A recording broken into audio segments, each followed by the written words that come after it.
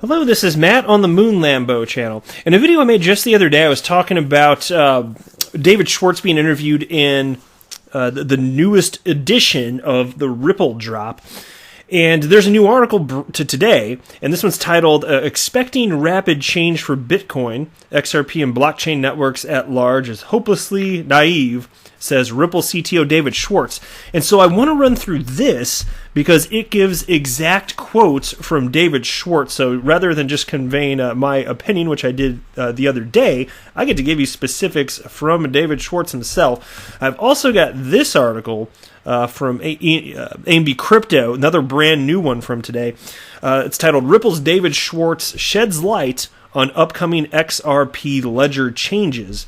And it stems from the same interview, but the part that I'm going to cover is a different topic than what's covered in the first piece here. But before we go any further here, if you would please delicately tap that like button, but don't get all smashy with it. I know you're really strong, you got big muscles, and the Moon Lambo is super impressed, but don't get overly aggressive. No need to smash the like button.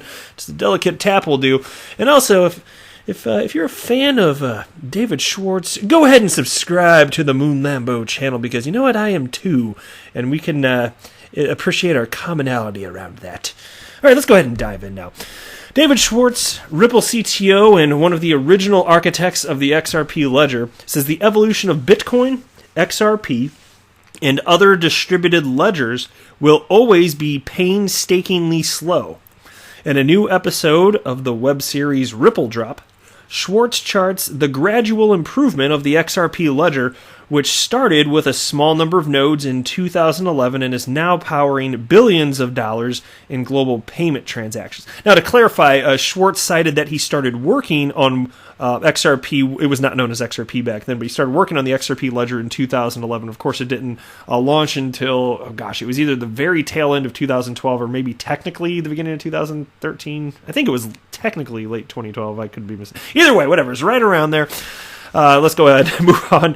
Despite drastic changes to the XRP ledger in just less than a decade, Schwartz points out that it will take a while for blockchain systems to evolve because of their decentralized nature. And here's a quote from him now.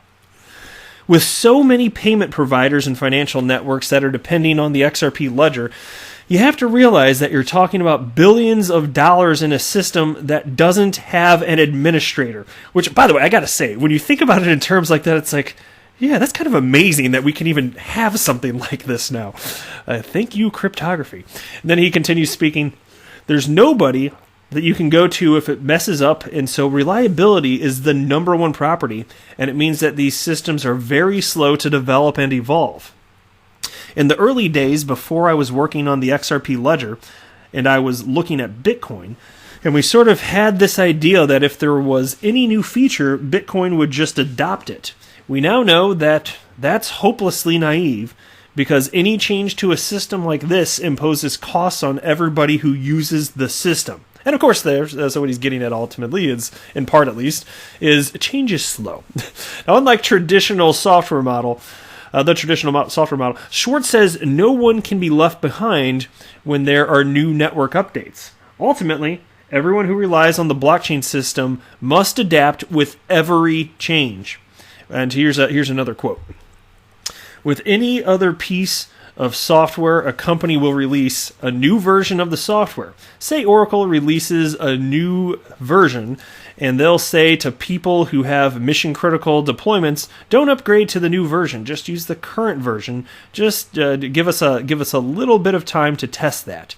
You can't really do that on a public blockchain. If the rules change, people have to run software with the new rules. Do you want to ask why these systems don't move more quickly?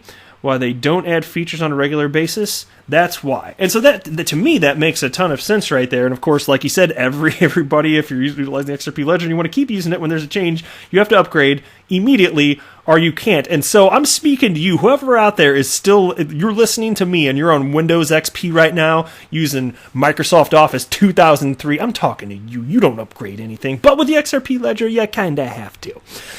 Now, despite the methodical pace of progress, the decentralized ledgers are unlikely to remain static. Ripple is currently proposing a number of additional features for the XRP ledger, including the ability to delete accounts. Well, we'll see if that happens. Next, take a look at this one. This is the one from AMB Crypto titled, Ripple's David Schwartz sheds light on upcoming XRP ledger changes here.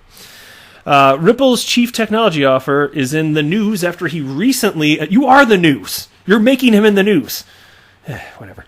I'm going to start that over. Ripple's chief technology officer is in the news after he recently announced upcoming changes to the XRP ledger. During the announcement, David Schwartz spoke about XRP ledger's amendment process, a means to add new features to the XRP ledger without disrupting the network. Among the multiple changes that are going to be implemented, one might be with regard to its consensus algorithm, according to Schwartz. On the latest edition of Ripple Drop, Schwartz noted that changes will be observed in various categories, with one of those categories being its core consensus improvements. Schwartz added, quote, "One of the things that I've said a lot is that proof of work is kind of a technological dead end. It works fine. I'm not saying it doesn't work. I'm just saying that there hasn't been any significant innovation in it." Now, Schwartz also focused on a feature he had spoken about in the past, one that will enable users to launch assets pegged to some external value. Stablecoins was one of the obvious use cases for this feature, and he added, quote, "The interesting thing about this is that the liquidity is guaranteed by the ledger accounts." As Schwartz spoke about this feature, the community has already worked on a few instances this feature could be used for.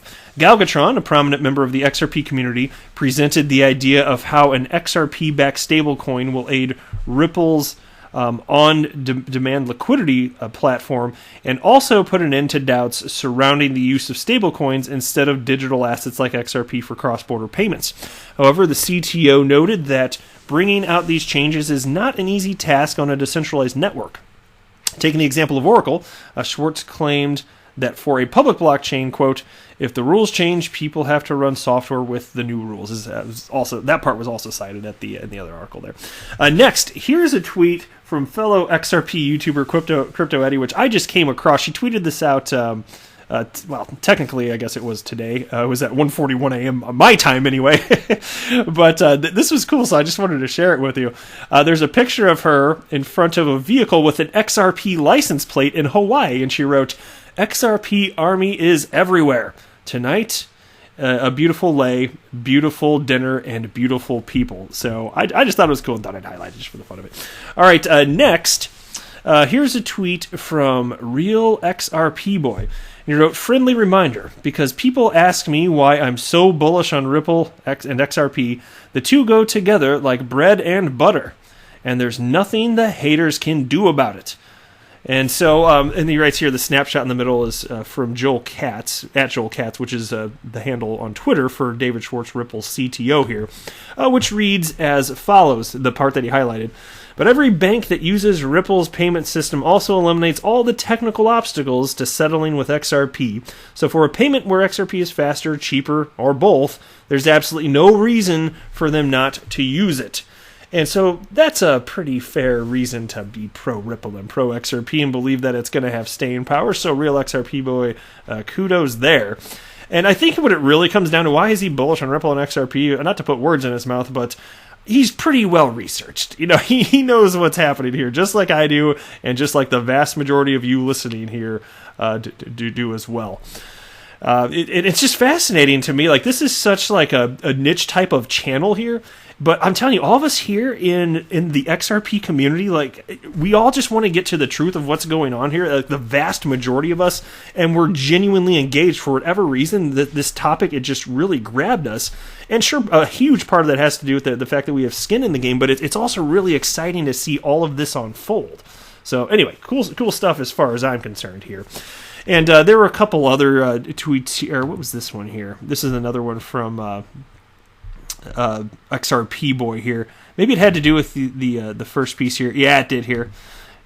So here we go. And this is from, what's the name of this bank? Federal Bank. It's kind of blurry there. I can't read it here. Regardless here, so there's an official-looking document here, and it reads in part, for cross-border remittance through its network, powered by blockchain-enabled solution, the Ripple platform ensures cross-border transactions much safer and secured, right there. Which, of course, is ultimately the direction. Look, I'm telling you, and it is my firm belief here, so I'm never going to offer financial advice, and I'm never going to make a price prediction for XRP because I don't know the direction that it's going. I just suspect that it's going to go up. That's my best guess. That's as close as you're going to get to a prediction from me. But I just believe that real utility actually matters here.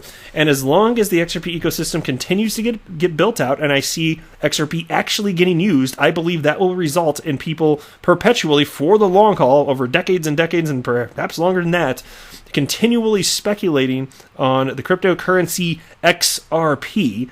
And as long as that's the case, I think it's going to have a beautiful life. And I think that the all-time high that we saw in January 2018 is going to look like nothing when this is all said and done. But that's just a guess. I am not a financial advisor. Do not buy or sell anything because of anything that I say or write. That would be a very, very, very bad idea. Until next time, to the moon, Lambo!